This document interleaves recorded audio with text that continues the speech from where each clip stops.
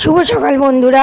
তো দেখো সকালবেলা উঠেই ফ্রিজ খুলে আগে মাছ মাংস যেটুকু যা আছে বার করে নিচ্ছি। আর এই দেখো না ফ্রিজের এই ডাব্বাটা না মানে ঢাকনাটা ভেঙে গেছে, ওটাকে ঠিকমতো না লাগাতে পারলে আবার ওপর থেকে খুলে পড়ে যায়। সারা রাত ফ্রিজ বন্ধ ছিল, এখন ফ্রিজটাকে আবার চালিয়ে দিয়েছি। এদিকে মাছ ভাজা করছি আর এই যে মাছের ঝাল করবার ঢ্যাঁড়সটাকে ধুয়ে রেখে দিয়েছি, তারপরে কাটছি। ওখানে মাছ ঝাল বসিয়ে দেওয়ার পর দেখো ভাত হচ্ছে, মাছ ঝালটা করে নিয়েছি, ভাতের হাঁড়ি বসিয়ে ঢ্যাঁড়সটাকে কেটে নিচ্ছি, একটু ভাজা করব। তারপরে ঘরের যা কাজকর্ম, ঘর দুয়ার ঝাঁট দেওয়া মোছা সেই সব কাজে লেগে পড়েছে। আর এই দেখো না এই নতুন ঝাঁটাটা এনেছে লাইলনের। আমি বলেছিলাম প্রত্যেকবার ওই কীরকম কাঠির হয় না, সেই কাঠির ঝাঁটাগুলো নিয়ে আসা বহুত ঝুড়ো ঝুড়ো করে পড়ে। সে যাই হোক, ঘর দুয়ার ঝাঁট দেওয়া মোছামুছি সমস্ত কমপ্লিট করে স্নান করে ঠাকুরের পুজোটা সেরে নিলাম।